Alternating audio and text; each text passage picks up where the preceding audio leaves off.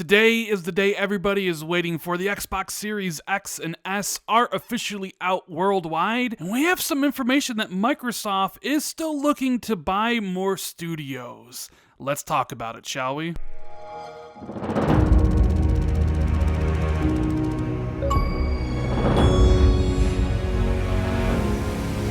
What is going on, everybody? It's Randall419, the man with the million, back again with another video. Today is the day everyone's been waiting for. The Xbox Series X and Series S are officially out, so if you got your systems, make sure you do me a huge favor and hit that like button, subscribe if it's your first time here on the channel, and please share this video out on social media. It means a lot to me. Thank you guys so much for all the support. All day today, people have been tweeting me really excited with pictures of their new purchases, the Xbox Series X or the S, officially out worldwide today, November 10th, and it's so exciting because it marks the start of what I consider to be probably the best Xbox generation ever. And I'm gonna have a video explaining why I feel like that in the next couple days. I'm really excited for what Xbox is doing with their hardware. I've talked about the Series X and how it's the best piece of gaming hardware Microsoft has ever built.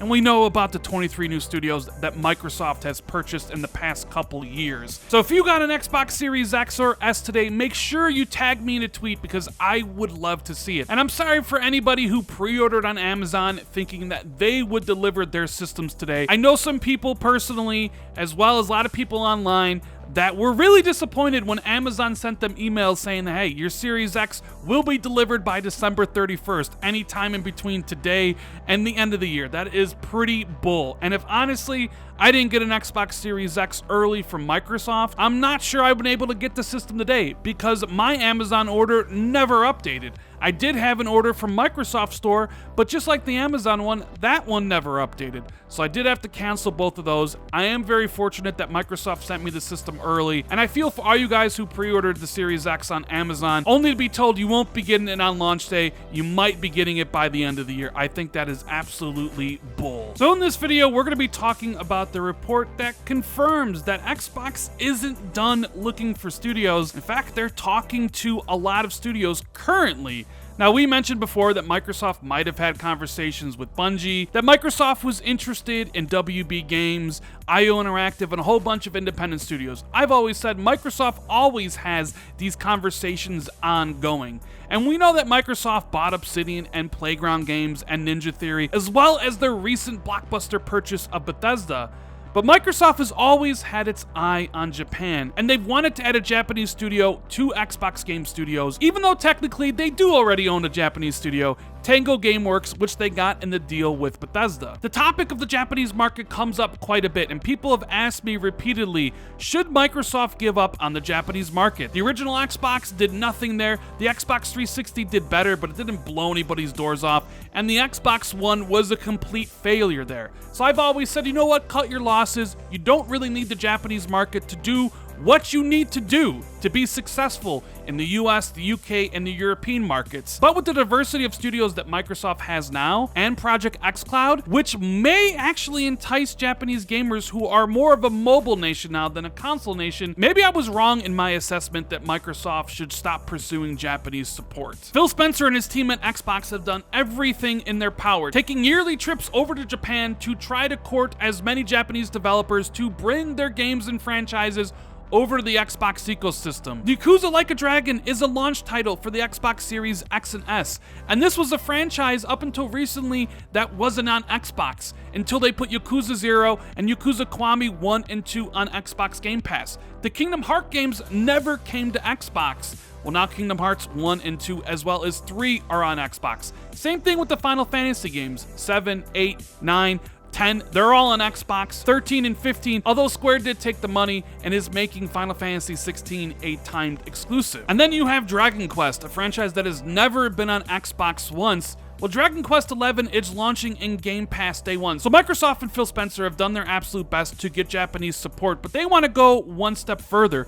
They actually want to have a presence in Japan, and they've been talking to many different Japanese developers and publishers about the idea of joining Xbox Game Studios. So in this article from Bloomberg, it starts off, but Microsoft's targeting of the world's third largest video game market, including with the services that can be accessed across a variety of devices, could potentially yield strong results. As the Xbox has virtually zero presence in the country, there's plenty of room for it to increase its share. Quote, "The Xbox has a chance to make Japan its second largest market after the US if it takes the right steps for years to come," said Hideki Yasuda, an analyst at the ACE Research Institute in Tokyo. Quote, "Sony's attention is drifting away and fans have started to notice that." But Microsoft, which is launching its next-generation consoles in Japan on Tuesday, the same day it does so in the rest of the world, sees an opportunity in the country's market. Microsoft didn't start selling the Xbox One in Japan until almost a year after the US, which contributed to its disappointing sales in the Asian country. The US company has been stepping up discussions with Japan-based game developers about releasing titles on the Xbox, said Sarah Bond,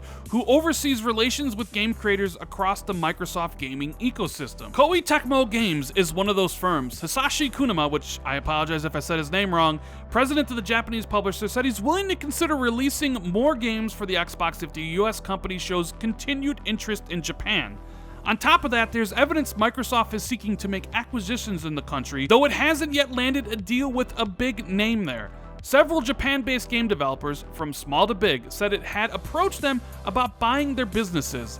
They asked not to be identified as the talks were private and declined to give details on how the discussions went. When asked about potential purchases of Japanese companies, Jeremy Hinton, head of Xbox operations in Asia, said Microsoft is always open to discussions with creators that are a good fit. He said acquisitions are a possibility, but there are no announcements to share at this time. Look, I know we've talked about this subject matter to death. Every single time Phil Spencer gives an interview, he hints at the idea that with Xbox Game Pass growing, you need to feed it more studios. And that's exactly what they've done over the course of this generation. They had 6 studios, and then they had 15 in the span of 1 year. And then 2 years later, they went from 15 to 23. Why? Because Xbox Game Pass is growing, and you need to feed that beast. So Microsoft's goal is to have 50 million subscribers in the Game Pass. They need more studios to pump out content, to put it into Game Pass, to keep people subscribed, and to get newer people to subscribe. That's really the magic of putting something like Elder Scrolls into Game Pass day one, or the next Doom, or Starfield, and Fable, and Avowed, and Halo Infinite. Not only will it keep current subscribers happy, but it's going to bring in a new group of subscribers to grow Game Pass. Because you grow Game Pass, you need more studios. And the other thing Phil has been very, very vocal about is his desire to buy a Japanese studio. Now, they do own one with Tango Gameworks, but they're always looking for more studios and more creators. That's what Phil has talked about. And with Satya Nadella backing Phil 100%, with him saying that they're always looking to grow inorganically, you can absolutely take it to the bank that not only will Microsoft buy new studios in the next couple years, but at least 1 or 2 of them will be a Japanese studio. Now, of course, you can kind of debate, will they be a smaller independent studio like White Owl? Or could Microsoft really decide to make a splash and buy a big Japanese publisher like Sega or Capcom? Now, you could ask yourself, why would any Japanese developer really be interested in Xbox? The system doesn't sell there in Japan. Well, according to Hideki Yasuda, and I'm sorry if I said the name wrong, he's an analyst at the ACE Research Institute in Tokyo. We talked a little bit about him before.